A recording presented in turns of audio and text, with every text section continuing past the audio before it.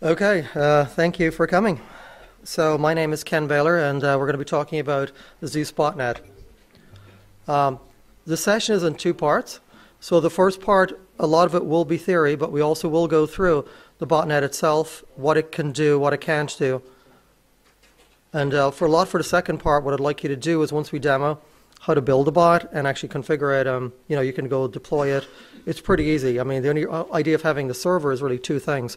One, it's a place for people to get infected, and it's also a great place to see what happens when they do become infected. So, the first question, we talk about Zeus and all this good old-fashioned stuff is, well, why should I care? Obviously, you got that because the room is pretty packed. So, but just in case you didn't go there, let's move along. So Zeus has got millions of victims. I mean, many millions of victims. One of the beautiful things about Zeus is it's a kit. So if you really knew what you're doing, which hopefully you should after today, or if you want to even learn more, one thing we're probably going to end up doing in Las Vegas, Black Hat, is get into web injects and how to actually, successfully do something against a bank, take a standard site and work at it. But everything else other than that we'll probably cover today. For individuals, it's already on multiple millions of PCs, and it's part of general botnet activities such as DDoS and spam. Many of you probably know that when the mega upload issue occurred, many people went on there to support Anonymous, and they tried to download the low orbit ion cannon and end up getting infected by Zeus. A lot of people use this because it's worth a lot of money to a lot of people. One of the things that Zeus does is you can create your own botnets and sub-botnets and sub-sections. The control panel that you see is very, very scalable. If you don't know what you're looking for, you can cast a wide net, and suddenly you end up with, oh, this guy's in a bank, this guy's in the military, this guy's in X, Y, and Z. You can start sub-segmenting it out pretty well. And it steals all your private information on an individual level. Now, many people have got, their financial documents, very private photographs and videos, and those sort of things are basically sucked up and thrown out to the rest of the world. Maybe they'll end up on Pastebin. Or what we've seen actually in the last 2 months, there's been a major amounts of the ex-Soviet crime lords have been breaking into people's email accounts from a normal infection on their home machine. Then they're going on, they're getting their financial credentials. In some cases, especially with complex passwords that corporations are enforcing, they're now emailing themselves their passwords. So they're going through there, looking for the word password, looking for the login, and then they're logging in and doing a lot of wires. That has become very big in the last month. And on my phone, I probably have about 20 examples of that in the last day. So on the corporate world, so everybody's talking about advanced persistent threats. It's the big bad boogaboo, right? Many of you know who studied the RSA that the remote access tool, or RAT, that was used was not that complicated at all. And Zeus itself is an amazingly effective advanced persistent threat tool. Now, a lot of the APT tools that are out there are really old. And the great thing about Zeus, especially with its latest incarnations, things like Citadel, is it's thriving because the financial community is trying to track it down and crush it and kill it. So it's constantly evolving. When that occurs, the chances of a corporation finding it and that is really low. I mean, you always go where the money is. Right now, the money is in Zeus. You'll see the statistic later on, but it's been, despite the fact Zeus has been going crazy for the last 2-3 years, it's roughly about 80% of all attacks on U.S. banks. There's some spy eye in there, comes and goes, and there's all the latest, greatest Fandangle stuff, but really Zeus is the beast, and you'll see why in this talk. So for financial accounts, this stuff is U.S.-centric, but there's a lot of it in common. So in the U.S., when you have your money stolen, it depends whether you get your money back on two things. One, are you an individual? Or two, are you a non-individual? So an individual is covered by the U.S. law under a thing called Reg E, and that means if your money's stolen, you'll get it all back. Literally the bank will cover you. It has to by law. If you were annoying to them, they will probably charge you $50. If you're really annoying them, and this is like your 25th time being infected, in that case, you'll probably get charged a full $500. But at the end of the day, you get it all back. If you're a business, you end up in the joyful world of Universal Commercial Code 4A. And I am a recovering attorney. I will apologize to you all. And 2 weeks ago to RSA, I had to sit in a panel with 2 federal judges talking about whether banks should be liable. The bottom line is most of the time banks will accept it because they don't want to lose the relationship. We're talking lots of money. A very small loss of $10,000, a big loss, and I've seen some scary ones, running across have been like 3.8 million. That's a very big loss. And so that's a kind of a very iffy case. There's been a bunch of hits the legal world in the last 2 years. 2 cases were decided in the last 12 months. One said the bank was at fault, the other guy said the customer is at fault. And then the FFIC, which is an overseeing bank or overseeing of banks, came in and said, hey guys, get your act together. Some of you guys are producing really, really crap defenses. And in the Comerica case, they actually had good defenses, but nobody was actually looking at the security tools because, you know, that costs money. Security people cost money, right? Let's just buy the tool and not ever get around to looking at it. How does fraud happen? You know, you guys would know the term very nicely, but how we're defining malware is pretty much any malicious software. You know, we won't get into specifics. Well, is it technically a Trojan? Is it technically a worm? Is it blah, blah, blah? So we'll just kind of define it as that. And the main thing here is Zeus is about 80% of attacks. Now, we've seen lots of customized versions of Zeus being used in APTs as well. They started being leaked out. Again, there are no statistics on that. And one thing as well, from talking to other people in the banking community, the US example is pretty common. If you're an individual, generally globally, you will be covered. If you're a corporation, you may or may not be. If you're a small bank and you lose $1 million, you will probably go out of business as a bank because, you know, most of their profits are 4 or 5 million. When we start getting into litigation, you're already dealing in the millions, and things are bad. We were in Abu Dhabi in December. Abu Dhabi is an area where they do a lot of their banking on the phone, or else they do it in person. So Black Hat got interested in Abu Dhabi. About a month before Black Hat showed up, somebody else got interested in Abu Dhabi, and that was the Zeus crew. There's a major crew which created it called the Jabber Zeus crew, and they hit United Arab Emirates and they like cut it wide open. So about 30% of all Zeus attacks right now are going on in the Arab Emirates. And you say, well, that's okay. Not my problem. But of course, they get this money and they fund and they fund and they fund. We're going to have a look at the vast amount of work they've done in 2011. 2011, beforehand, you had a grip on Zeus. Started 2012, pretty much game over. And of course, that's what they called the new version. So our friend Zeus started showing up around 2007. Those of you in the Trend Micro world might say, oh no, it came around in 2005. But what it really came out in 2007 is it started getting really, really stealthy and really focused against banks. In about 2009, we started seeing the capability to overcome dual-factor authentication, which is those RSA or Vasco keys. I mean, all those sort of things are a joke. So version 1 of it is free. You can still get it out there. Version 2 is heavily locked down. There is a proviso, and that's in May last year. The Zeus source code leaked, as in all of it, and that's what we're working on here today. Now, because it's gone out there and leaked, everybody and their uncle is converting it. And you've probably heard of ICE 9, and the newest one out there is Citadel, but there's a whole bunch of changes. So before this, a lot of the crews were primarily Ukrainian and Russian. And what we've seen since then, we've got Hungarians, Romanians, Bulgarians. We have people where I'm from in California, and we know who they are. But it's generally proliferating like crazy. So let's have a look at some of the functionalities that came in 2011, because they made a huge, huge difference. So if you logged into your bank account originally, this was a keylogger. Zeus 1 is primarily a keylogger. Okay, so you logged in, used your Vasco token or whatever. Your credentials might be fresh for 30 seconds. But of course, if you're in California, our Russian friends are asleep. When they wake up, they've got the key logs, and of course the key is expired, so it's kind of annoying. No use to them whatsoever. One of the things they started bringing in was Jabber. So Jabber uses that instant messaging protocol from Google and will actually pop up on your desk right there and then. Boom, we have a live active account. Now on the control panel, it's capable, especially if you've got what we call a leprechaun panel, you can just right-click and take over the machine. You can steal the credentials from it, and we'll have a look at what way they did it in the start of 2011 and the way they're doing it now, because the game has changed quite a bit. Some of the new plugins are really good, and VNC is really the big game changer. So in the old days, they stole your credentials and they still logged in from the Russian box, and the banks would see that. And now they're coming in through VNC, and a lot of the device protections just don't work at all. This was a picture of a stack of cash sitting inside one of the places of the Zeus botnet crew that they took down. And so far, one crew has really been taken down. That's it. Just lots of stuff in there. Yeah, how big is it? Honestly, we don't know. A lot of the stories are, sort of 9.5 million here, another 3 million there, another 20 million here, on and on it goes. People start saying it's somewhere around 750 million a year that's stolen. It's like head and shoulders over everything else. It's at least 200 million. So, it's real money. No, yeah, there we go. And that was 2 years ago.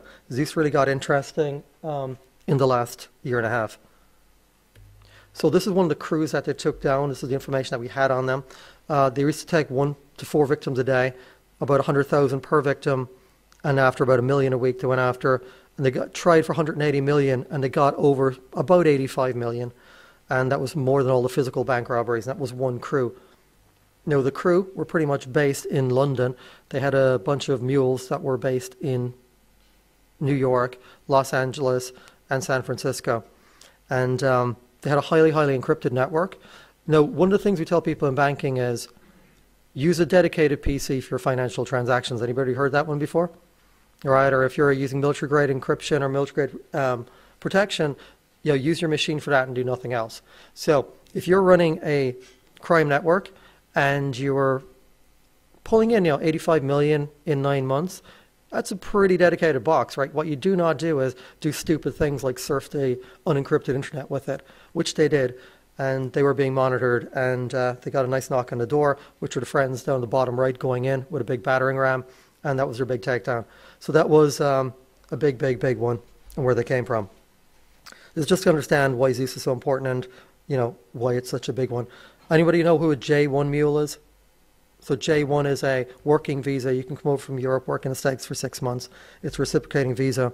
And a lot of them are using fake passports, creating bank accounts, and about a week before their visa expires, getting very large amounts of money, like 40,000 sent into them.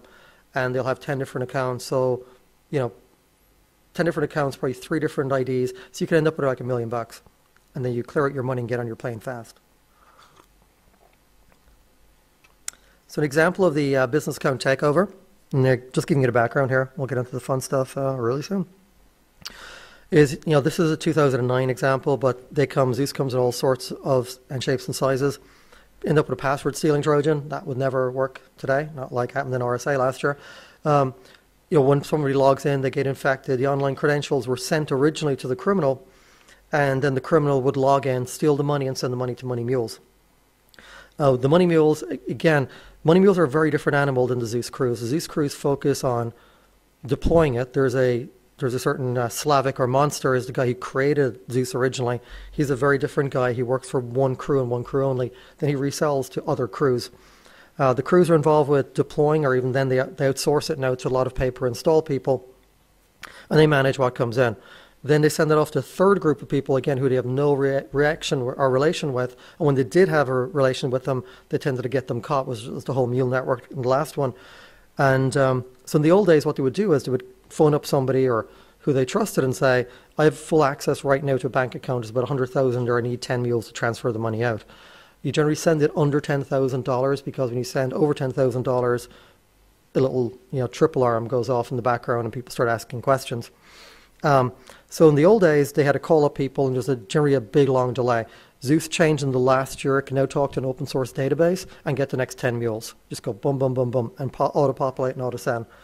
Now, the money that goes to the mules, they're generally phoned up and said, hey, you need to get down to Rabobank or wherever it is right now, and they will tell you right now is really right now. Collect the money and send it out via Western Union or MoneyGram to the bad guys. And about a month later, that money ends up on the Zeus crew's doors. And the mule handlers themselves make about 50% of the money. And quite honestly, a lot of times the money leaves the bank, but the banks trust other banks to freeze it. So at the end of the day, as far as they're concerned, they sent $1 million out, and they may see 2% of it, 10% of it, half it, no clue. So there's a lot of trust that these guys have. As far as they're concerned, they move the money, but they never know when, whether the mule handlers ripped them off or whether the banks intercepted it. Now on to our fun, our tool today, Zeus. It just works. It is a lovely little piece of malware. There we go. Leave me alone. Okay, so Zeus can, and this is actually a quote, it said malware from the FFIEC, which is that governing body that oversees all the banks. It basically said malware, and they were referring to Zeus specifically, can potentially defeat all consumer, and they really also meant customer, which includes the corporate-facing security measures. This stuff is really, really sharp. It works on Windows 7, XP, Vista, and other server models. It's not on the Mac yet. There's a guy called Andreas Baumhoff. Any of you heard of him? He's a guy, Australian, from a company called Trust Defender, and he's created a proof of concept for the Mac, so even they're not safe. It's primarily originally a keylogger, and it does session writing, which is stealing the credentials with Jabber with the instant message. To do that, we're going to look at some of the form field injection, displayed balance, and then we're going to get on to the fun part. Keylogging itself sucks because of the time delay, and it doesn't really overcome two-factor authentication. A lot of the attacks that have been in Europe to date, a lot of them are version 1.24, which is a version that leaked about 2 years ago, and it does not do multi-factor authentication well at all. It has a lot of signatures, and that's what a lot of the banks are saying. They're the ones that you're able to swat like a fly. It's the new versions they can't get. So, you know, bottom line here is keylogging, it's okay, very, very old school, and after about 2010, pretty much useless. So one of the things we wanted to be able to do is interact with the user. And one of the ways of doing that is a thing called form field injection. So Zeus overcomes or just bypasses HTTPS and all that. So what it does is it changes the HTML that's sitting in front of you. So you might be all encrypted, get all your stuff across, and then it will say, hey, here's a pop-up conversation with you, which will say something along the lines of, yeah, your authentication failed, I want to get another set of credentials. Or it'll say, you know, we need to validate who you are, you need to answer these 5 security questions. And again, we'll see how to do those things. So code injection is the fun ones. So they generally ask you a lot of information. This is important as well for sometimes when they want to impersonate you by phoning up, they'll need other information on you, such as your national ID number, all these kind of personal questions like your wife's best friend, credit card, ATM numbers, and PINs. You've seen a lot of that. And it's, of course, the problem is banks are locking down security. So when this thing pops up, it looks really like, hey, it's legit. And what it does is it produces real-time communication. So there's a subsection of this called Leprechaun, where they can literally, they intersect the bank, they get a question, such as, hey, what is your wife's best friend's name? You don't have a clue, or they don't have a clue. So they pop the question directly to you, and you're just going along looking at your account balance, and it says, you know, bank needs to authenticate you further. What is this? You answer it back, and it's real forward conversation. We have some great packet captures of these, and they're very, very effective. I think this morning we're talking about how the malware is moving up in the layers. That's definitely true, and this is all about layer 8, the users, and it's pretty good. So session writing, the whole stealing of passwords and logging in again. One of the things Zeus does, it steals cookies. It also steals flash cookies. It does this by default. If you have any certificates, it steals it by default. So it's pretty much ready to go, provided you don't disable those things when you set it up. So generally, they just wait until you log in. Once you log in, they get their Jabber session, right-click, and they're pretty much in. Now, on the basic Zeus panel, you don't have that. For that, you need the advanced one, which is the Leprechaun panel. With the other Zeus panel, you can back connect in using VNC. When you have the VNC, you can control a secret window that the user cannot see. You've taken over their screen. You can open up new sessions, and they do not see their cursor move. They do not see the new tabs that have opened up. So form field injection, again, HTML on the fly, and you can get lots of extra information. Now, what we've seen in the last couple of weeks is, well, actually, in the last 3 months, all the banks have gotten banners which pop up and say, we will never, ever, ever ask you for your credentials. Of course, what they've ended up doing, and we've seen this in Dubai and a bunch of other places, and I'll show you screenshots in a minute, they've basically rewritten those saying, oh, well, we generally don't ask you for that information, but no, for extra security measures, we're asking you once off. And people are clicking, okay, no problem, and they're sending it right off there. Now, one of the big issues when you steal money is people know their money's gone. So one of the first things the Zeus brought in was balance manipulation.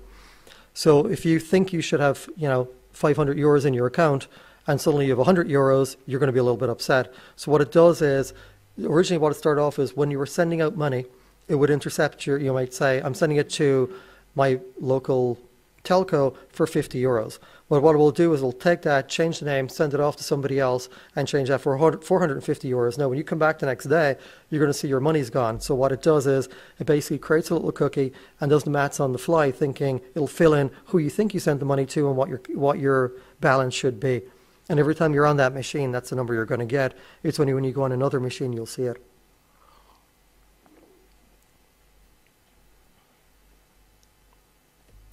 Mule stuffing is this, these are all things that started coming up near the end of, this started coming up around the end of 2010 before things started getting really interesting. And some of the things we're going to talk about on the 2011 breakthroughs, they're all on the version of Zeus that you have. Mule stuffing again, collect a bunch of money, send it to everybody automatically, and the whole idea here is velocity of money. When money moves, it's generally a race between when the bank can contact the other bank and say freeze the funds, and when the mule people can pick up the phone, call their people and say, get the money out right now. Literally, it comes down to minutes, and minutes are very, very important here. Okay, 2011, great year for Zeus. So this is the way malware worked last year. You basically had the individual user would log in, authenticate, and the credentials were sent over to the Zeus command and control server. Then they basically steal those credentials and click in and go directly to the bank, which is over on your left side. Now, and then after that, they send the money out to the mules. So Zeus 2 was a big one that started using polymorphic encryption. So Zeus 2 is what you have on your machines. You can set individual keys, and quite often what it can do is each encryption of it on your machine is unique. Some of the things about it are it installs in at the user level. Again, we'll talk about this in a minute. But there's really no signatures for this stuff because, there's signatures for some of the basic versions, but probably 90% of them get on by. And they're very targeted. So let's have a look and see if this situation happened last year, what the bank would say. So we see this person suddenly logged in. Their national or their IP address is completely changed. They were in the US, now suddenly they're in Moldova. Simultaneous sessions with different IP addresses and very different IP addresses. The keyboard language changes maybe from English to Russian. Browser language changes from English to Russian. And the PC fingerprint, which is that advanced, thing that a lot of times banks run, which is the JavaScript, which will give them a unique fingerprint every time. That changes, and the PC time zone changes. So because of that, about December, Zeus, like the amount of money that was coming into Zeus, dropped like a stone. It was really, really bad. So they got busy. Why? Because there's a bunch of money. So these are the things that came in, and they're all built inside the version that you have. And this is the background is to understand why what you have and what we're going to do is as effective. It came in with Jabber, came in with polymorphic encryption. So every time there's a Zeus install, it should be completely different. Even if you all got infected right now from the same command and control structure, and their signatures should not match for any of you. So it's just like good old-fashioned cancer. Each one's got its own same cause but different results. Started getting into fast flux peer-to-peer because how many of you have heard of Zeus Tracker? Yeah, all right, a few in there. So Zeus Tracker tries to track down where the Zeus command and control machines are. So then they talk to a lot of security companies, and if you find a machine in your network is talking to one of the Zeus command and control servers, guess what you've probably got. And it beats, it's not a bad way of doing things. So what they've decided to do is get peer-to-peer, fast flux, sort of constantly changing. So the idea of connecting into a command and control server, they're going to try and put a couple of layers in between there so you don't know where they really are. And it's pretty effective. Of course, these trackers have also stepped up, and we'll talk about that one in a minute. Problem with Zeus as well is it keylogs everything by default, which is something a lot of people don't get. If you look at a lot of documentation on Zeus, we'll say you'll have to specifically name a site for it to keylog. Not true. So the problem, if you're a financial criminal, you have hundreds or potentially thousands of people babbling on Facebook, and you have to go through there and go through there and go through there and go through there. So one of the things they ended up doing was, like the command and control servers only don't have infinite hard disk. They'll give you a list of banks and say everything else, don't upload it to the server. So that's kind of one of the things that gives them, again, more effective information. That's their target site list. And now one of the big changes that occurred last year is Zeus and the mobile are good friends. We've seen two versions that have come out. So Zeus and SpyEye are competing. They're both set up by Russian groups Originally, when SpyEye came out, it would actually uninstall Zeus and it would take over, and they didn't get along very well. So remember that Operation Trade and Breach we saw where they took down one of the big Zeus crews? That was very close to the main Jabber Zeus crew. So Monster, the guy who actually created Zeus, said, okay, I'm done at this point. I'm going to hand over my source code to the SpyEye, and they're going to eventually merge. And we've seen some of that. What we have also seen is that he's actually still working for that crew, and he's still developing his own one, but he's just not reselling it anymore. But one of the things that has changed is banks have decided that phones are great second factor authentications. So whenever you want to move money, you'll send a code or something to your phone, then you enter that in your computer and it's out of band and it's all good and perfect. Well, that was a good plan, but of course, they figured the way around that one too. So one of the things we're going to talk about later on is a thing called Zeus in the mobile, which basically, whenever you send an SMS message to your phone, it recognizes it's from a bank, it picks it up and it forwards it to the fraudster's number, and it then deletes it from your own phone. So bottom line, they can initiate a transaction, the SMS can go to you, be immediately wiped before you ever see it or even knew there was a transaction. They enter it in and the bank says, oh, this is great multi-factor authentication, I completely trust this. And you've got one version for Zeus and one version for SpyEye. They actually started surfacing in Spain, of all strange places, first. And then one of the big areas that banks are also leaning on is an area called dual custody. Dual custody is one of you can initiate a money movement, but somebody else on a different machine, hopefully, also has to then approve it. So the idea is you both log in. So maybe we've got 10 wires with a couple of $1 million to go out there. Now, even if they compromise my account and they create a wire, the other person is going to look at it and go, oh, this is really strange. I shouldn't be sending all this money to Russia. So what they've done is, again, through social engineering, they pop up on the screen. They say something along the lines of, when you log in, oh, your authentication has failed. We need somebody else to come over who's a valid user to ensure you are who you say you are. So, of course, they come over and then they pop up a nice, congratulations, we've unlocked your account. What has actually occurred is when you logged in, they created a wire for a couple of thousand. When the other person came in to unlock your account, they approved it and the money's gone. And of course, with the balance manipulation capabilities, and the more when you fully flesh out your Zeus, when you look into your account, everything looks normal. So where are we today? We're pretty much here. The credentials are going back to our good friends, but they're then connecting into remote VNC. So when they come into remote VNC, they're coming into a hidden window on the end user's machine, and then they're connecting in directly to the bank. So, and they can also use socks for transferring things in. And we're going to talk a little bit about back connect as well and what that means. So when you use socks or remote VNC, some of the things we see is the transaction we can definitely tell in the bank comes from the genuine PC. You've got the same IP address, same language, same screen characters. If we have a device fingerprint where we look at things like your time zone, your MAC address, everything you name it in the world, as far as we're concerned, it's absolutely the same. So, if you're sitting at a bank right now, you've got all of this to rely upon. So, yeah, currently the round 2 is going to the Zeus cruise. So, the banks have come up with a bunch of new things, but, if you've invested in several $1 million worth of vendors' products in the last 2 years, it's probably already obsolete. Our good friend Zitmo, which is Zeus in the mobile. Now, a common example, this is how you get infected with it. Again, it's done through social engineering. So you log onto your mobile, you log onto your bank, you get a nice little pop-up and says, hey, you haven't registered your mobile phone with the bank, you need to do this for secure transactions. So you say, okay. The pull-down screen will ask you, what's your number and what's your type of phone? You type that in, and you get sent an SMS link, you click it, and you end up with something like this. So again, they're picking on our good friend's trust area, where you go and say what kind of phone you have. Again, you should have already been confirmed at this point, and you go and install in your Zeus in the mobile. Zeus in the mobile then, whenever you get an SMS from your bank, will automatically forward it to the fraudster's phone. And as far as you're concerned, you're out of the loop at that point. You're done.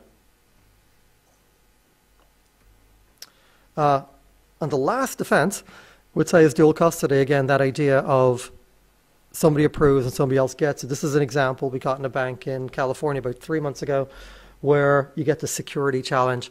They generally either give you a our banks updated the security of your data for security reasons. I love that phrase. It's the reason why we get strip searched by the TSA every week. Your user ID is put on hold, and you've got to reactivate it by logging in as somebody else. The other one they're using now is there's been a big push in the banking world to do behavior anomaly testing, which is, sort of a black art, to say the least. And they're saying you've got some behavioral anomaly and you need to validate it. But it's usually one of these two themes.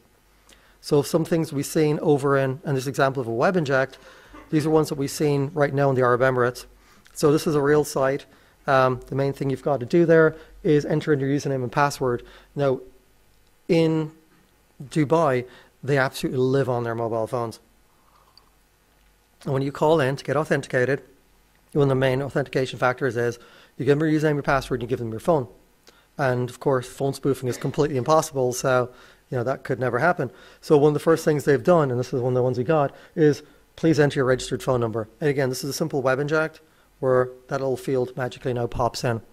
And that's coming from the Zeus on your machine. If you're looking at it, you've got your encrypted padlock, all that good stuff. All that did come across. It just shoved in that extra field. Strangely enough, when you do hit the submit button, in a lot of cases, that extra field is sent back to the bank. And if the bank is intelligent, it'll say, that's weird, I didn't ask for that. I should be able to throw up a flag. But 90% of banks don't do that. Another example of banner rewriting, I like this one. This is Riyadh Bank. And if you read the security alert down there, it says, Riyadh Bank will never send to its clients any email messages requesting ID, password, or other personal security details or email links. What it ended up as was, due to recent security alerts, Riyadh banks require certain clients to promptly respond to email messages requesting user ID, password, etc. And then they said where it came from. Interesting enough, Riyadh Bank is very different than Riyadh Bank. So they put in the extra dash, and I think they ended up actually owning the domain as well, which was kind of cute. Another example they did, which is another one of those we saw over there. You got protect your financial identity down at the end. The standard stuff of we will never, ever, ever do this. And then, of course, they changed it to, there's a one-time registration. If you haven't gotten our spam email, click here and we'll take your one-time security passwords.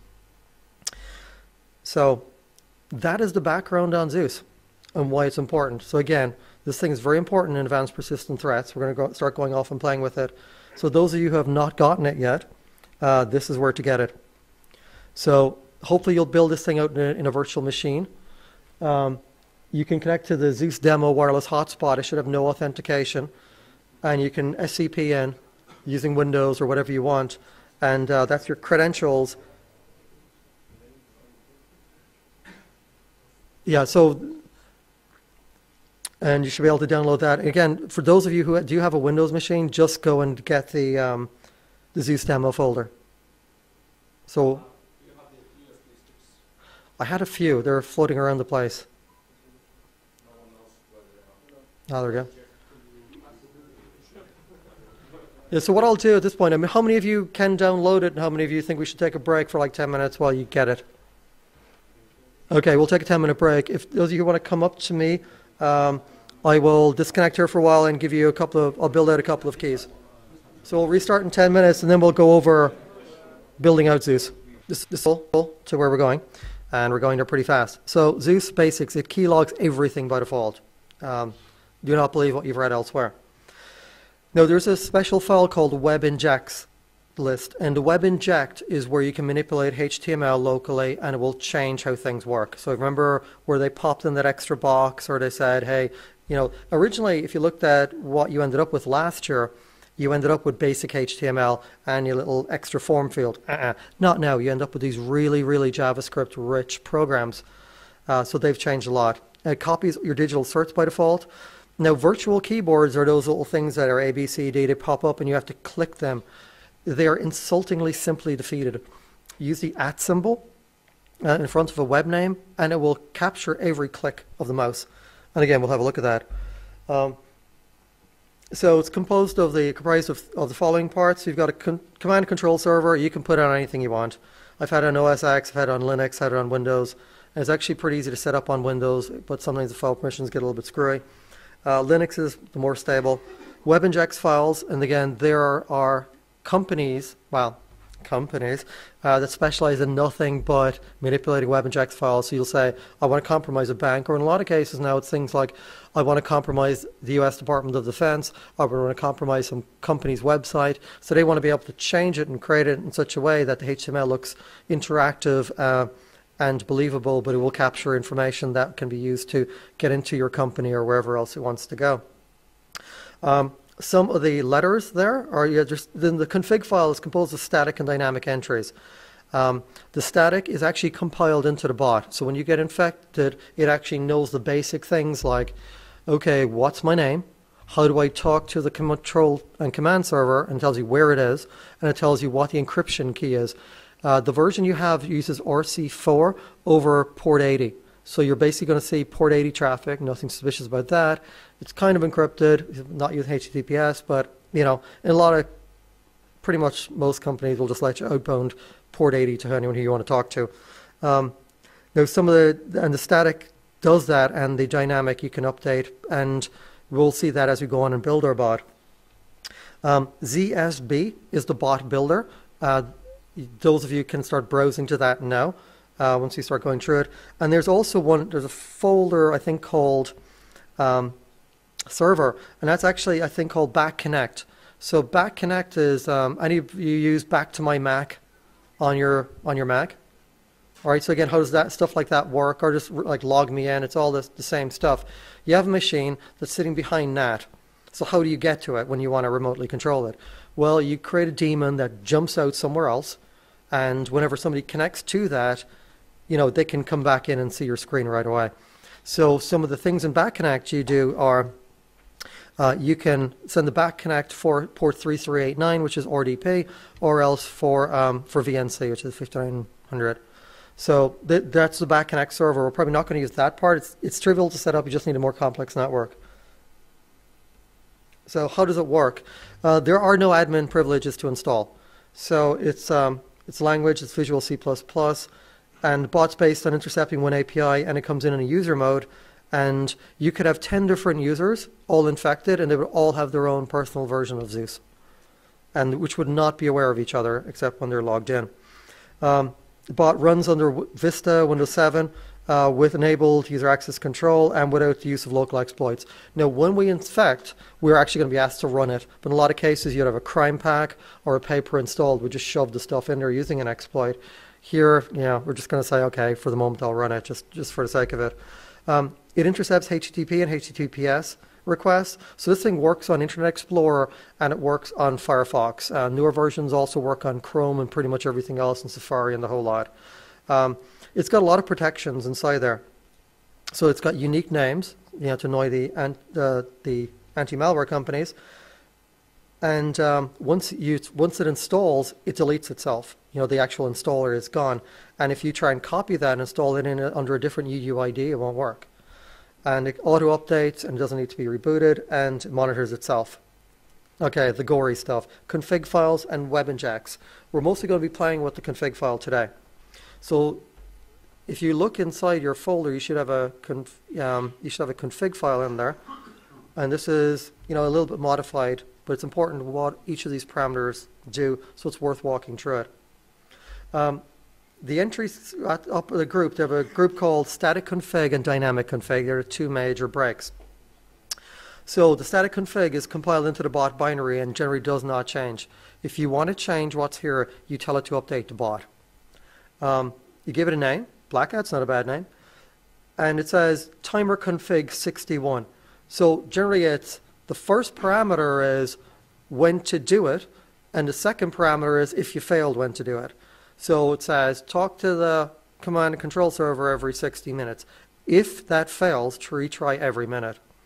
Timer logs, it's you go again, upload your logs every whatever, and if that fails, try again every minute. Here we want a kind of a constant, see what's going on. We might change it to 1-1. Timer stats is send information on who the victim is, open ports and screenshots. And again, send them every 20 minutes. And that's a beautiful thing. All you need to do is right click here and say, I want to see the screen that you're on right now. Because if I've got my antivirus up or or whatever, you can just right click and have a quick note of what's happening. Remove certs equals 1. Hey, you've got certs. Sure, let's see them. And the encryption key here is very important. The encryption key, which you set in the bot, is how it communicates to the command and control server. So generally you're going to have, unless you've got multiple instances running, the same encryption key on there, although the botnets might be different. So if you're a master bot or a bot herder and you're selling your bots to, you know, a bunch of guys, you might all have the same encryption key. And again, you're going to give them a compiled bot. You're not going to give them the config file. They never would see that, you know, but they'd all have different botnet names. They'd be able to log in and see their own personal botnets. Now it comes to dynamic config. So the URL, such as like, where's my new bot? So when I need to get a new version of the bot, where do I go? And the gate.php is very important. That's where the command control server is. So again, you can rename all of these things. These are default names. And the webindex file, and the webindex is the file where if you want to take out certain banks or whatever you want to do and do advanced HTML manipulation, that's where you change it. Then what happens in the horror day of somebody takes down very rudely your command and control structure? That would be very upsetting.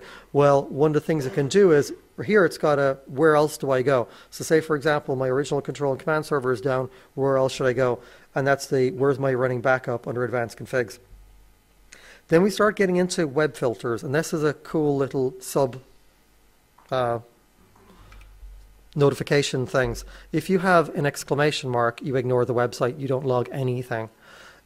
If you have an @ then you start taking pictures for every time you click. Why is that important? Some banks, rudely enough, have gotten these virtual keyboards so you don't type in anything. So every time you click on the letters of your password, it actually gives you that picture, a picture, a picture, a picture, and you can just, you know, look at your 7 pictures and boom, thank you very much, I've got your password. The web inject, we're not going to screw around with this one that much today because it's a lot of HTML playing around with. But let's have a look at what it looks like. This is an example of going after one of the British banks, Barclays, and it's saying set your URL HTTPS. So whatever I'm doing a get or a post, that's what a GP means. Basically capture it. And then it says, so what it does is it says, look at the HTML, and so it looks for a certain spot and says, okay, at this point, so set before, which means like when you come across this phrase in the HTML, then inject this part right here. And that's where the whole data before is. And then you start putting in what you want, and then you say data end, and then there's all your data you put in there. So the bottom line in this situation of this code, anybody can guess what it does?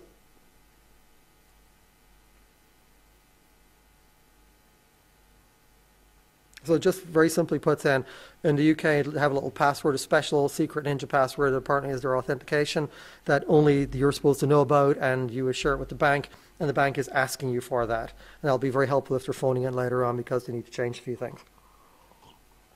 So those things we're going to play with on our Windows machine before we compile our bot. The building bot is very simple. It's 1, 2, 3, 4. We're going to run through that one. So we're going to, first of all, figure out where our config file is. Then we're going to edit it, and we're going to probably change a couple of things. Build a bot configuration, which is, and we can call it anything we want. Bin is the normal suffix, but you can make it JPEG or something where it becomes quite innocent. And then you build a bot executable, which generally ends in exe. And then you're pretty much good to go. At that point, you pick them up, and you drop them over to your command and control structure, wherever you said they are going to be, and then you go and infect a few things. We'll have a look at, so the command control is run by web, and this is pretty much your encryption report filtering. The all-important box there is where you set your encryption key. If you change that, your bots will not know how to talk to you. So it has to match. Now, then there's, if you want to do, again, this is one of the more, this is where you write your scripts, and here we've got priming the botnet. So these are scripts that when you connect in every few minutes, you will say, hey, is there any new configs? Is there any scripts I need to run? And this situation, you're probably sitting behind that using an outgoing request. And it says, oh, yeah, what you need to do is bot BC add VNC. So you need to start opening up VNC port, go to this machine and this port. And that corresponds to is what we call a back connect server. Now, this is still one of the preliminary early versions that are out there. So command control server basically runs a DOS program, and it says, so if you have 100 different machines, unfortunately right now they haven't automated this one out yet. You have to run 100 versions of this. And it says things like, if you accept a connection on, the bot is coming in on 4600 and then the client is 1091. So it basically means that if you VNC to this IP machine and connect to 4600, you will connect directly back in and see the machine of the client. So there is right now no authentication. So one of the areas that the banks use is, and there generally is an outgoing request that you can actually intercept. So if you do a scan of an intercepted bot, in a lot of cases, you can actually find that port and sit on it and intercept it. So say, for example, I've been, $1 million has been stolen. I go, oh my God, it's Zeus or something. Well, it's going to be very hard to find it. One of the first things you could do, even from outside, is scan my box. And if there's a port that has the NC on it, that's on a really weird port, and you can connect to it, it probably is one. When you want to get into the advanced stuff, and hopefully we'll have some time to play, actually I think we will have time to play with this fun stuff, there's the scripting commands. So the scripting commands they're fun. There's one or two things that I've actually left off here because you can be really mean. One of them is a kill OS command, which is just basically you run it, boom, it blows away your drive. Machine is dead, it is down. Reboot, not too bad. You can be nice and say bot uninstall. You can bot update, which is saying I want you to update it right now. You can add the service, and which is where your back connector, and that's where it goes. One of the fun ones is user execute. So you can run any local file, or you can even tell it to go off and get another file to download and execute. So that's pretty cool. So if you didn't have, maybe you're cheap and you didn't want to pay the extra $500, and you don't have your VNC, type VNC plugin, you can tell the guy, you know what, go off there, download it from the site, and go and install it. And nicely enough, it will do that because it's a bot. User certs get everything that's in there. And one of the things it does as well is some of the, you're probably aware that a lot of banks rely on flash cookies. Again, they're starting to move away from them because they're harder to delete. And it automatically captures all your flash cookies. It's kind of nice. You can actually remove the person's certificates. And you can start doing fun things like for the antivirus companies, you can do set user URL block so they can't get there anymore. So you can say, okay, no more McAfee, no more Symantec, no more, antivirus homepage anymore. You can also do cool things like redirecting. So say, for example, you have a very good phishing site, but you don't want to use, and you want to go to like bank one. Well, you can send it to, Chinabank dot whatever it is, and whenever they type in that URL, they'll automatically be redirected to it. And you can even do cute things like setting user URL homepages, which I think a previous hacking conference, if people have been hacked by Zeus, they've done that. Naughty people. So before we get in, just kind of what's happened since the version you've got. There's ICE 9 came out that caused a big stir a couple of months ago because it said we avoid Zeus trackers. Unfortunately, one thing that's very important in the malware world is don't purposely go out of your way to piss people off. And they did that, and the Zeus tracker guys got really, really, really upset over it. And in about 4 hours, they'd figured out how to get around it, so that the ICE 9 guys should have been a little bit more gentle and not boasted as much. It did have better injections though, and they're easier to write, but it had a memory leak, which is not a good thing. Another big thing that changed is the alleged Zeus version 3. Well, I do mean alleged. But the main thing about it, the only thing that's changed in functionality is where it hides the command and control server. So instead of directly communicating, it talks through peer-to-peer, and it's a little bit, better encryption. They changed the keys a little bit, but it's pretty much the exact same thing. The last one is Citadel. That's the one that kind of made the news in the last couple of weeks. It's a new clone.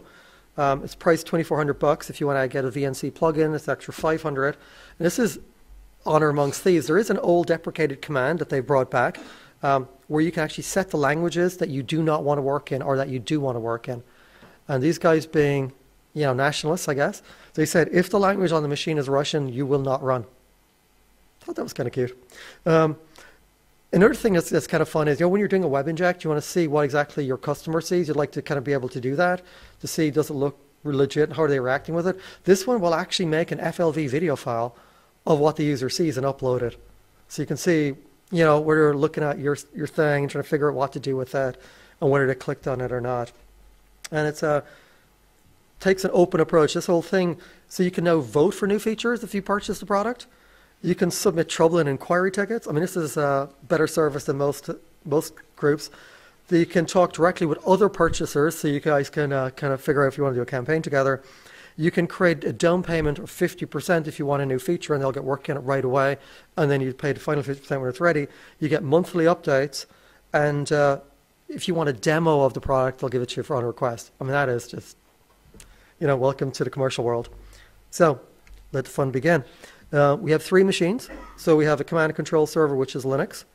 We have the hacker machine. And we've got the home user, of course, the victim here. And some of the things we're going to do is we're going to build the server. And what I mean by building a server is we're not going to actually build it from scratch, but we are going to build the Zeus component. So we're going to build a command and control server and set it up. We're going to build our executable, which is going to be done on our Windows hacker machine. Then we're going to deploy it, stick it on the command and control server. We're then going to, infect our victim, manipulate things, hopefully, and do some of the scripting things like having a look at web fakes, what that means. There's a little section for web fakes. It means you think you're going somewhere, but instead I'm redirecting you somewhere else. We're also going to have a look at scripting things like the back connect, changing the home directory and URL blocking. Any questions before we start?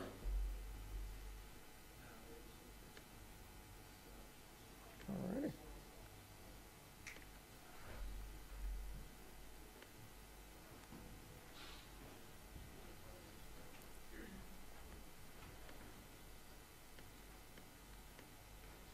Okay, so I have my little victim machine up, and I'm going to,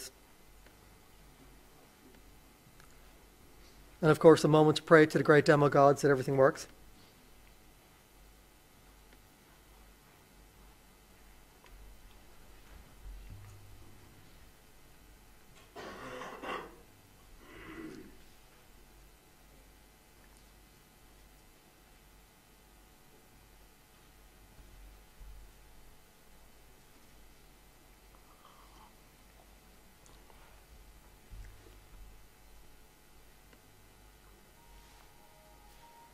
Easily identifiable. So pretty much we don't have to really interact with the Linux server, just make sure it runs.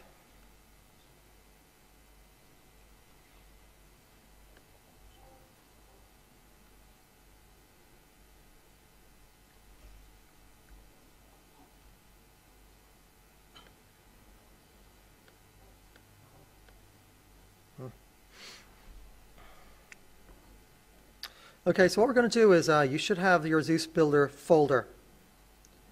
So what we're going to do is open up the ZSB file. And this is our Zeus Builder file. Now, believe it or not, this thing actually can show you whether you're infected with Zeus or not, provided you know the password. So whenever you're testing Zeus, provided you set your own password, you can just type it in and see whether you're infected. So the password we're going to be using here is, no great surprise, probably Black Hat, and then you just hit refresh, and bot not founded, which means we're good to go. So let's click on our next tab, which is the builder. So what we're going to do is first of all actually look at the original config. Just kind of have a look at it and see what it would look like, and we can talk about why we've changed it. So this is the one that comes with Zeus. And one of the first things up there is the Zeus bot name is BTN1, botnet 1. Anybody want to guess what percentage of botnets are out there are called BTN1? About 80%. So yeah, people should put some effort in here after all. So some of the things that are in here are the timer stats. So there's the URL config. So this thing here is where to get my updated config file. The URL loader, we're going to change that as well. Then we're also going to change where my command and control server is, which is ending in gate.php. Then there's a little backup one. We're not going to use that today, such as the advanced config, which is my backup one in case my command and control server goes down. And in demo lands, of course, we know machines fail all the time. Hopefully it won't. And then we can start screwing around with some of the things down below. There is actually a mistake in the Zeus config files. Like down at the bottom there's a web fakes section, and it shows you how to do it. Unfortunately, it's actually incorrect. It refers, and this is one of the versions, version 1 to 2, they change a number of things, including some of the way scripting works. And though this is the default version with Zeus 2, it actually is still using some of the old syntax that doesn't work. So let's have have a look at a slightly better config that I've worked with that we built last night. So it's going to work through some of it. So the botnet's name is going to be Black Hat.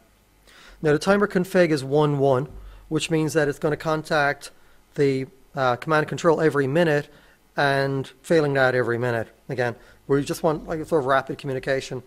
Send the logs over every minute, talk to us every minute. The URL config is actually a little Mac box there. And the URL that where it's config is actually, I'm going to create it. It normally ends as a bin, but you can call it anything you want. So I'm going to just call it safe.jpg. You know, nice innocent name. Remove the certs, yes. And the encryption key we're going to set here is Black Hat. And again, that has to match the master one, otherwise it's not going to work. In the dynamic config, it's where to get the new bot, and we've stuck in where it's going to be. This is our command and control URL. And when you get down to the web filters, I just shoved in there other backup domain for the config. So we've changed a couple of things in here which are worth looking at. So if you can see there, I have an @ symbol around Google. So that means every time I click on something in the Google domain, I will take a picture. I've also got a picture around McAfee.com, and of course, because we're here, Google constantly retwists you to google.nl, so I just shoved in the same thing as well. And it's saying log everything on twitter.com, but there's no @ symbol on there, so that would be anything I type in, it would log. Now for web fakes, the first one is an example of Google, which doesn't work, and the other ones should. So basically, when I type in myspace.com, I should be instead redirected to Facebook. The next one is Microsoft.com. Click on that, you should be redirected to Facebook. And then I dig at my old employer, which I like very much. You know, if you log on to Symantec.com, you instead get shoved over to Trend Micro. So, such is the plan, which will hopefully work. So we've done that. So they edited the config. Now we build the bot. And you can see it kind of says, okay. And because I said call it safe.jpg, that's what it's called it. So the whole configuration is now done that. So there's already one there. And if you look, it actually took everything WebEjects as well and took the whole lot. There's actually 111 things that compiled in the config file. So that's the config file. I still don't have the bot. Now, what do I do with the bot? I take a lot of the static config and I compile it in. So once I get infected, at least knows where to go, where to get the full config files and what to do. So I build the executable. And this, I just call it bot.exe. And now it's created. So with that, as far as the client is concerned, you're effectively, a lot of your hard work is done. So what I need coming from here is I need the bot file, the JPEG file, which is the configuration, oops, and the WebInjex, which is, in this case, I'm not doing a lot with it, but I could be. And that WebInjex would be, if I wanted to, say, take down a specific bank, or if I wanted to take down a specific company, where I would constantly go in there and steal credentials from them. So my next trick is to get it from there onto my control and command server.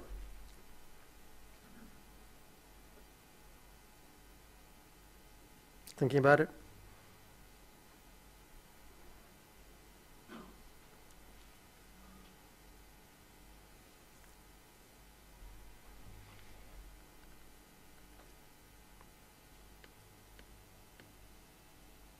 So I've created a little dummy folder in there. It's just blank for the moment, called Zeus. Pick up my files and drop them over. Copy. And now they're in the command and control server. They're not in the right place, but at least they're on there.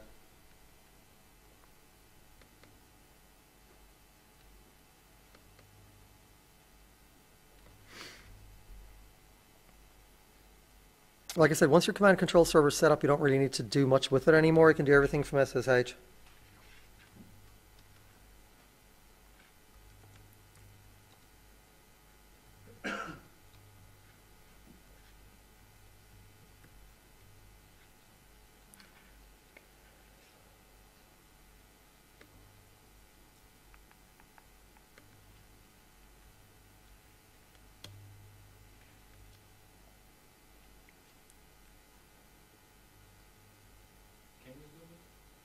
Yeah, let me try and see if I can do that.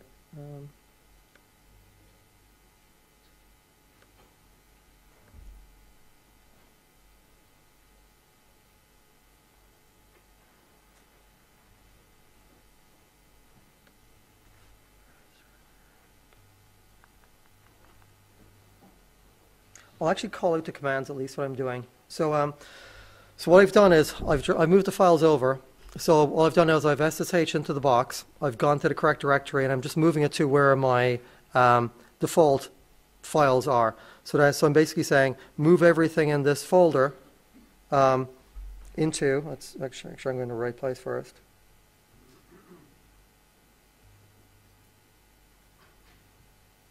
Yes, I'm going to move into var www, which is basically my attack of the hospitality suite there. I'm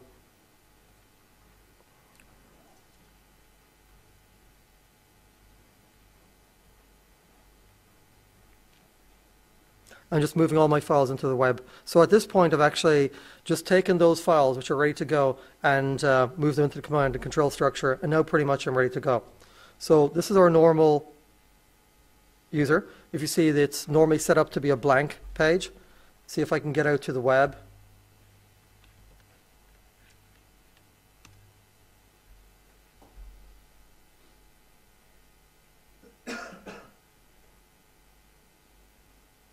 Hopefully I can get out to the web.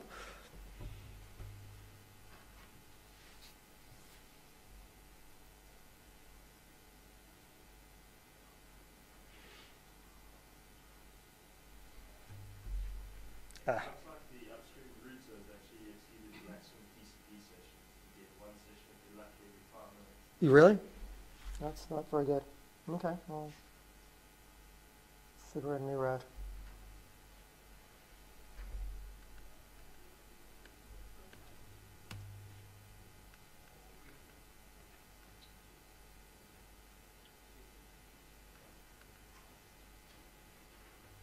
So it looks like we might be beaten by the local internet session here.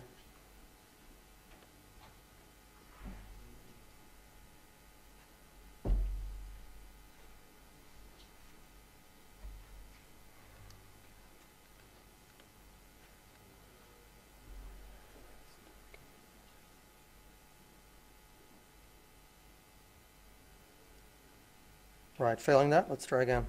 Just try and connect in directly to the normal wireless.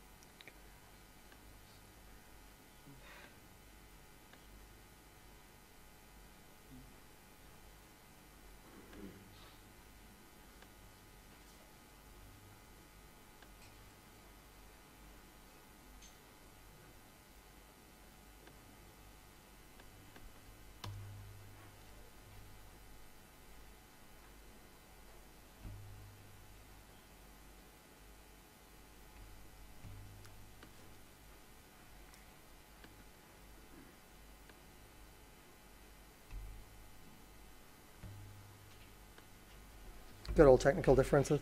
I guess we should have prayed a little bit harder to the demo gods. Let's see where it comes. Ah, there we go. Okay, for some reason it's decided to work. Hopefully it'll work here too.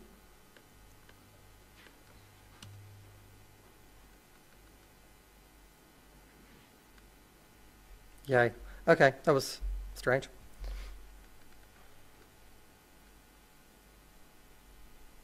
It's slow, but it looks like it's coming up.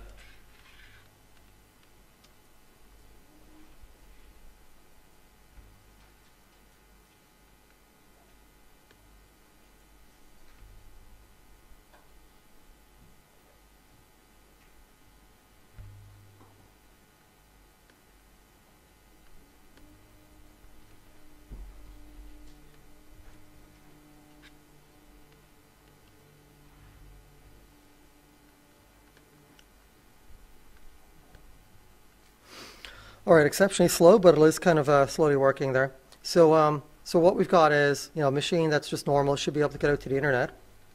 What I'm going to do is point it towards the command and control structure.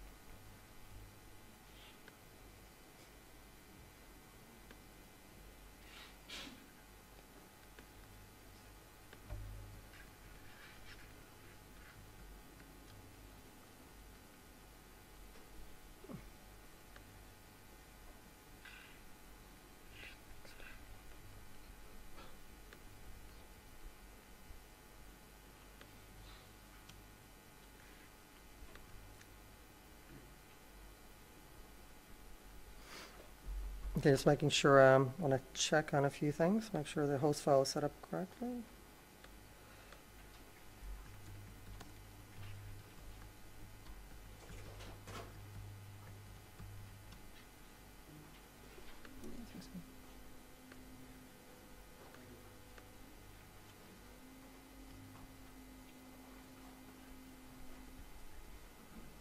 Ah, got it. All right, there we go. Believe it or not, the screen was so tiny I typed in www, comma, instead of dot, could barely see it. So what we've got here is we've got the Zeus. Now normally at this point you'd have a crime pack or something that would install it. When you click it, it literally nothing happens. And that's pretty much the user experience. It's like, do you want to load something? Yeah, sure, whatever, boom, and it's done. So at this point, Zeus is just very, very quietly, sitting in there and kind of doing nothing.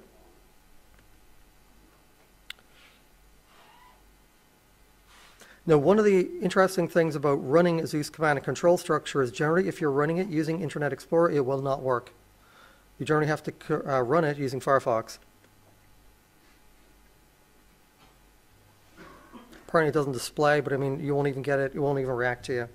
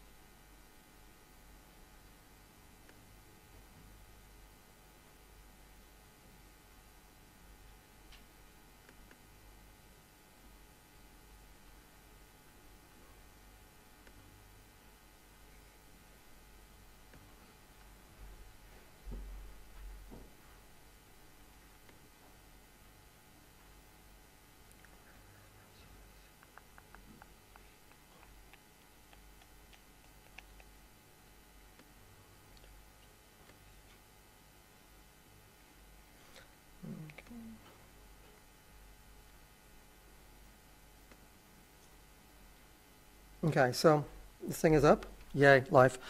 Okay, so once we've uploaded our files, this is the command control structure for Zeus. So it's a web interface. Again, you can run this on anything. Once it's got PHP and MySQL on the back end, it'll run. We built it on Mac OS X, built it on Windows.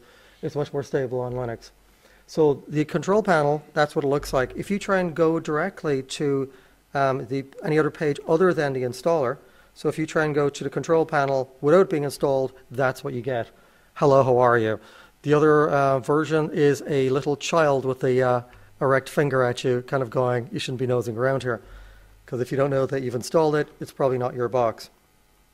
So when you go to controller, and again, these are all files that you have, it's /install index.php, you're asked to set up a few things. So we're going to set up the password for admin as being black hat. We'll set up the password from MySQL as being black hat, and the encryption key, which is the all-important, all-singing, dancing one, as being black hat. You click on this, and generally if you have problems, they generally tend to be permission problems. It takes a while. That's about 50-50 whether it'll work. Oh, there we go. So we have currently installed it. And at that point, you've pretty much got your botnet up and running. So next thing we do is then try and log on to the control panel, which page didn't work a minute ago, and now it's coming up saying, okay, who are you, what do you do?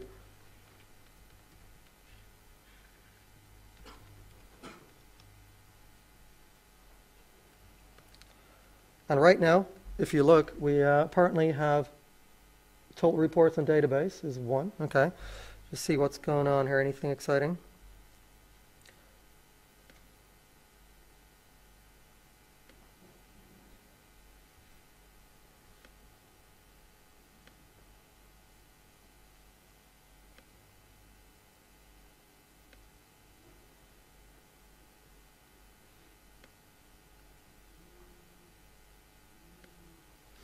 So we'll wait till the bot actually connects in. For the meanwhile, we can go off and hopefully it's properly infected at this point. The internet connection is pretty sketchy, so it's not going to be as successful a demo, unfortunately, I think, as we wanted.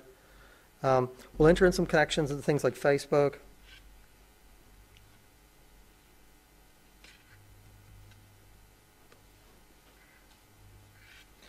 The good thing about things like this is anytime you enter in a credential whatsoever, Zeus gets it. So whenever you go to a bank, it'll pull it up. All of those credentials, just as you typed them in, are captured.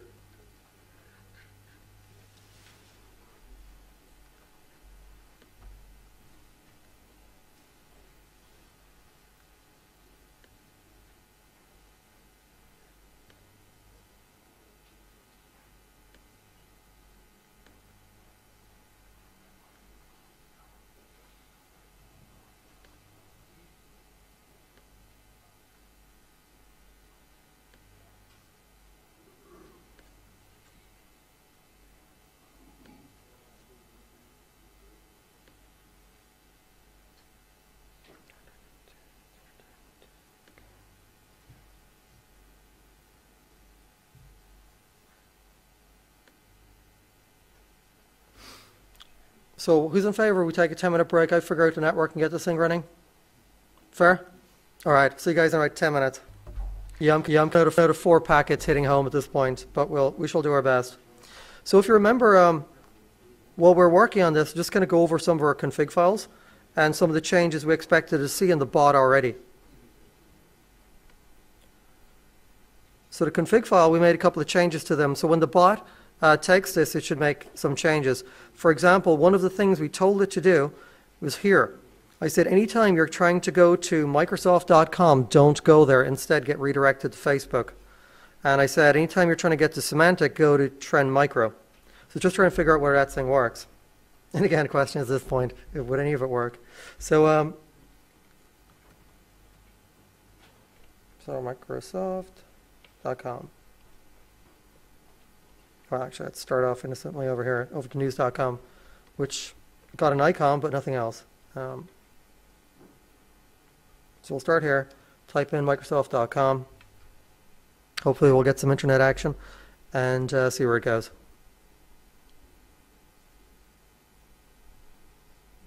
Yeah. Well, we'll give it a minute. So hopefully that's what I should do.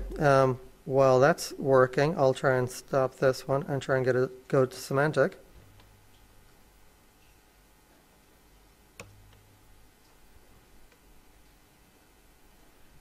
Now, another thing that's kind of interesting here is, well, that was the Facebook page. Let's try and just go to a home page. So our home page right now is set to about blank. There is none. So what has happened in the last few moments here is, if you see, a bot has magically appeared. A bot's name has got Blackhat, and it's version 2.09, which is the version we have. And it's giving us cool things such as, what's the IP address, blah, blah, blah. So, what I can do is I can click here, and hope I can click. All right, there we go. So some of the cool things we can do about the bot, and these are just automatic things in here. I can create a new script for it. I can get the full information, and this is what I really like. It's a real-time screenshot. You just click on it, and that is my screen right now in real time. So it tells you, and you can do that, of course, for any of your bots. So no matter what they're working on, whatever, you just want to see, hey, what are they doing right now at this second? Right-click, screenshot, automatic. But we'll let that run for a while until we get some more data sneaking on up here. So up here, oh, no, that's not, I think we died on that one. Oh, there we go. Microsoft.com up on top, redirecting to Facebook. So that part worked. Symantec.com with a very interesting logo next to it. Let's try it again. Symantec.com, now going to Trend Micro. So you'd use this for things like phishing. It'd be really, really helpful. So you can go, wherever the hell you. And the thing is, I didn't type in any IP addresses. You can do that. You can. There's a little section where I can change your host file, but this is just kind of a web fake in example there. And you can write wildcards. So you can be Symantec.com, blah blah blah blah blah. You could be alert.bank.com. Going wherever you want it to go. So the good thing is here, web faking works. Let's try and do some fun things like, hey, let's go writing scripts. Scripts are questionable at best, so let's go add a new script. So it gives it a random name. You can give it nice, cool names if you want. You can give it to individual bots. You can say, you know what, I want to give it to all bots in the Black Hat group. And then you have that syntax on the slide that I showed earlier. So let's just try and do some of that. Now, if you remember, we try to get the bot to check in every minute. So hopefully that should work. So the command here is user homepage set, and it uses underscores.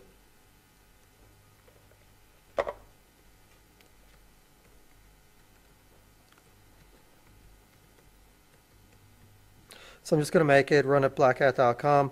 When you hit create, you'll see there it's got, so what it says is name of the script, it's enabled, creation time, then it says the limit of sends, whether it was sended, again, English may not be the native language here, and then whether executed or errors. So at the end of the day, you run a script and you're going to get a 1 in either the execute or the errors, and if you had a couple of 100 different bots, then that would change in there. So we'll also add another script in here to do, and this is a kind of a cute one. Again, we'll apply it to the Black Hat group. And you can do things like user, URL block.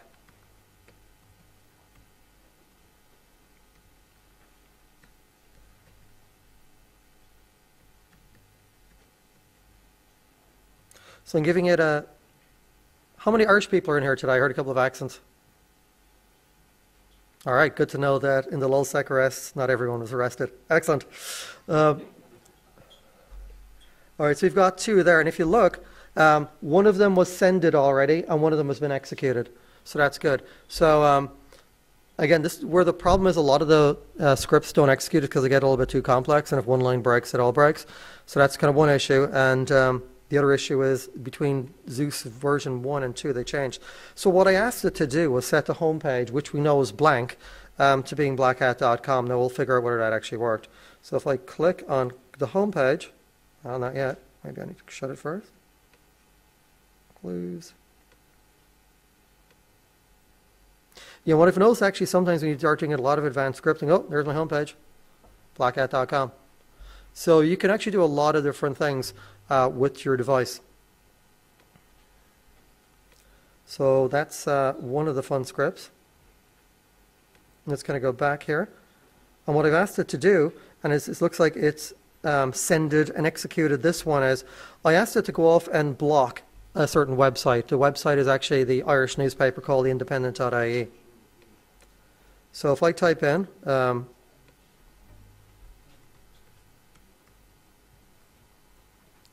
and sometimes what happens is it'll work, and if it works, it generally means that, like here it did, because I didn't set the parameter correctly. So I said that, but I didn't put the trailing asterisk.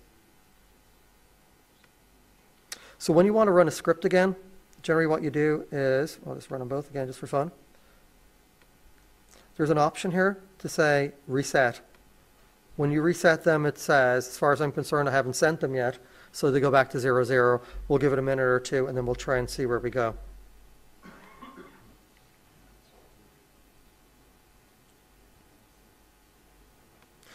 Now, another thing you can do on here, let's just do a, and again, this works sometimes. It depends on if we have a live server that's willing to accept them.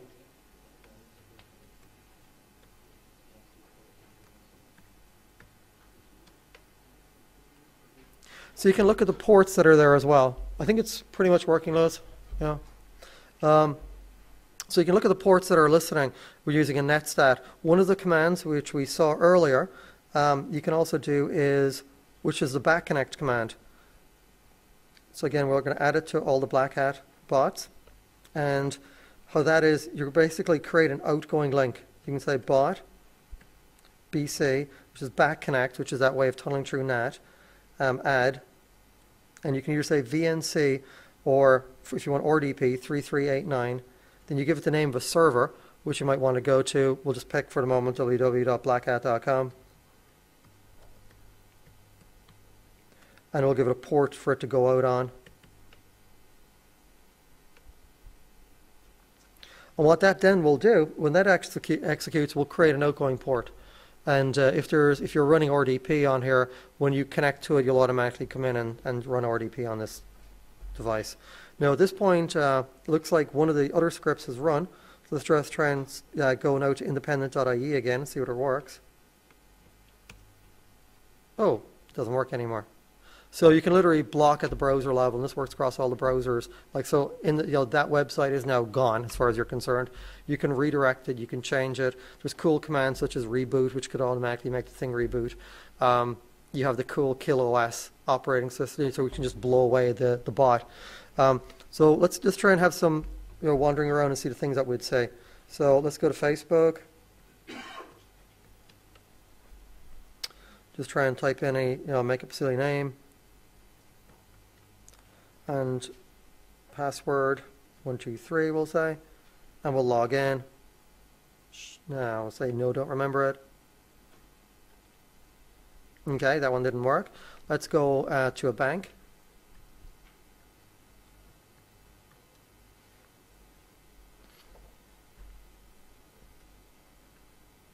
Again, this is a real bank. Type in something, type in a password, type in go. Again, we won't get in, but what we want to do is see whether it was interesting or not. And again, let's see what else we kind of said. I think one of the things we said, we wanted to go and we wanted to watch what was going on McAfee.com. So if I want to watch what somebody's doing.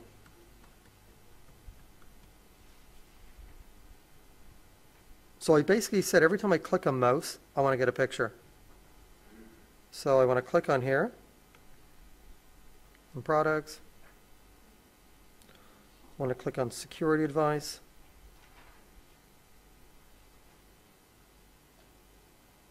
And top 10 tips on mobile security. Oh, there we go. I want to get an ebook. Stop becoming a victim of this guy, because this guy looks scary. Now, do you remember the @ symbol? The @ symbol said every time you click on something which was on the list, I think McAfee was on our list, that take a screenshot. So it'll take a minute or so to kind of wander around, but it's good to see what we've got.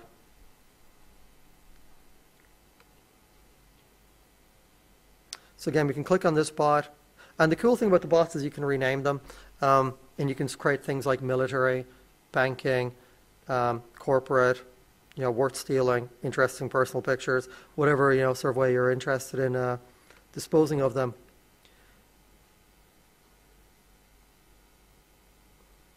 So what I want to look at here is Today Reports.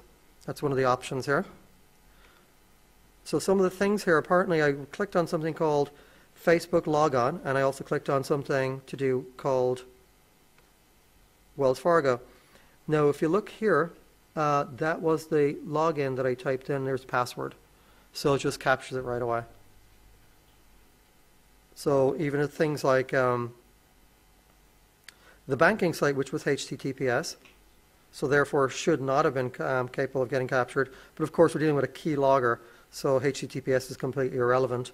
There's the online wellsfargo.com here, and then this is what I typed in. So, basically passwords and all that completely captured. So when somebody comes in and says, hey, Zeus hit me, I didn't know what happened, you're pretty much dead in the water with it.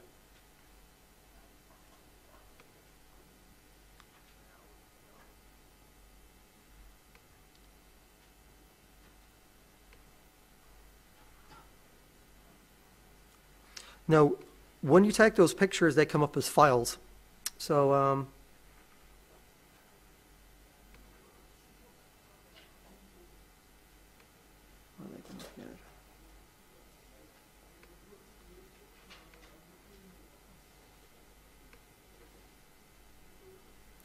okay, so you've got some, and this looks interesting.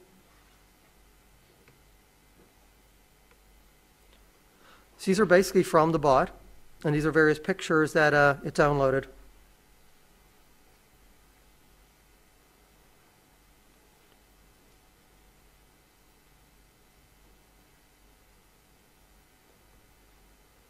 And these are some of the ones from McAfee.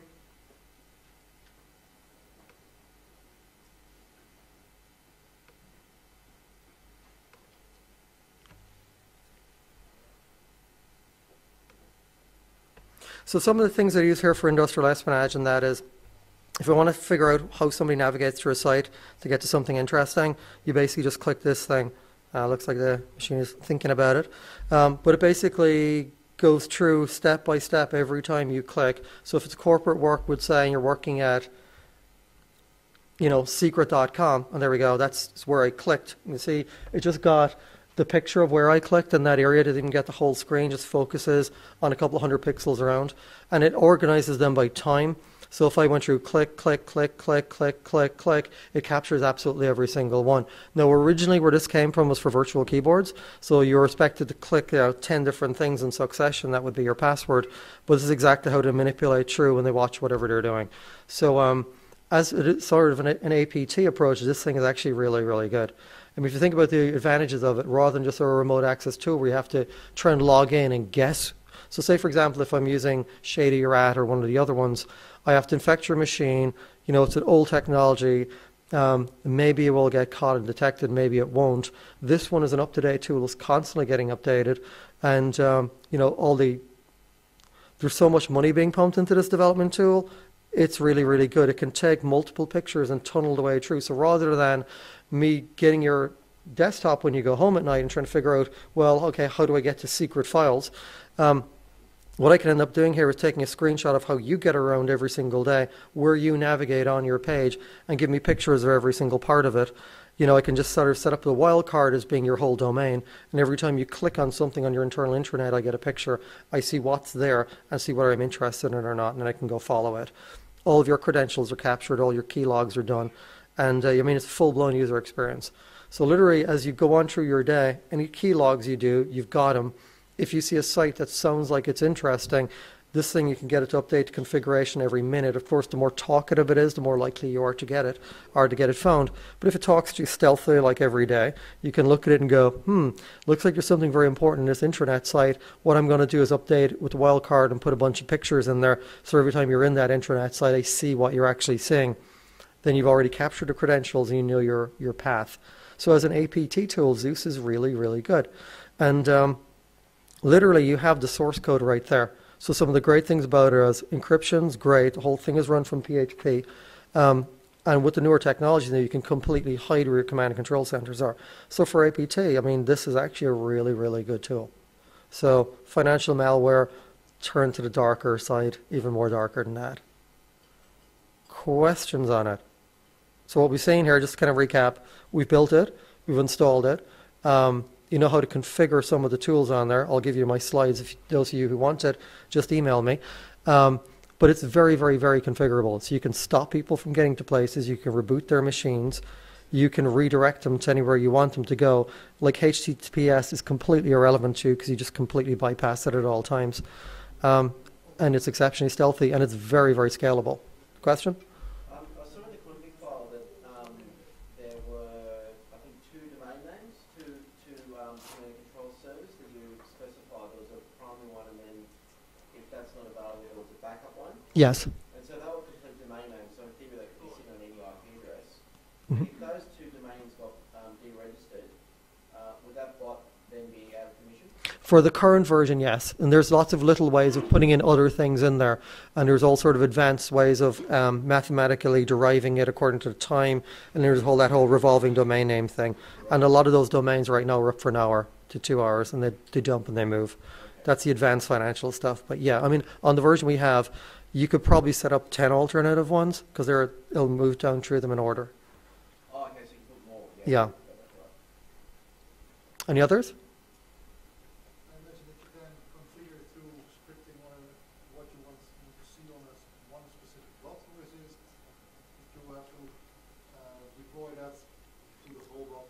So the question was, can you write the script for one individual bot? You can just right click and the option is write script that will go for that individual bot. Yes. Absolutely. Yeah, absolutely. You can send a config to one individual bot or to a botnet group, and you can create and subgroup your own botnets depending on what interesting stuff they're doing. Any other questions? Yep.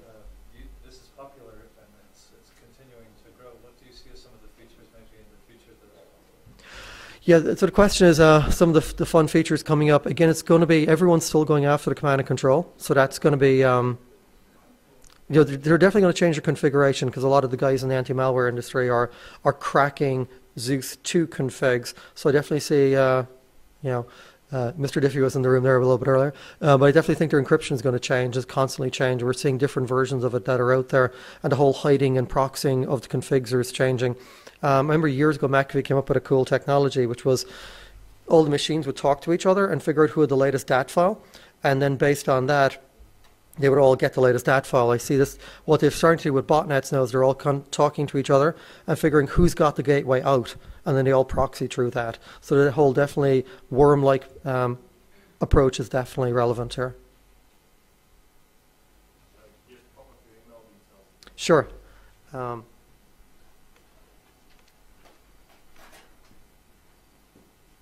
So I'm on LinkedIn as well, if anybody can track me down. But email address is ken@gladiusconsulting.com.